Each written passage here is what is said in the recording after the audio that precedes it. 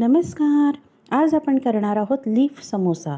यासाठी सगळ्यात पहिल्यांदा एका बाउलमध्ये मैदा घ्यायचा आहे. त्याच्यामध्ये मीठ, जिरं, ओवा, चिली फ्लेक्स आणि गरम तेल आणि हिरवा रंग हे घालून आपण त्याचा डो करून बाजूला ठेवून द्यायचा आहे.